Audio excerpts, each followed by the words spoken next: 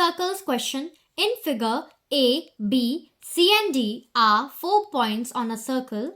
A, C and BD intersect at point E such that angle BEC is equal to 130 degree and angle ECD is equal to 20 degree. We have to find angle BAC.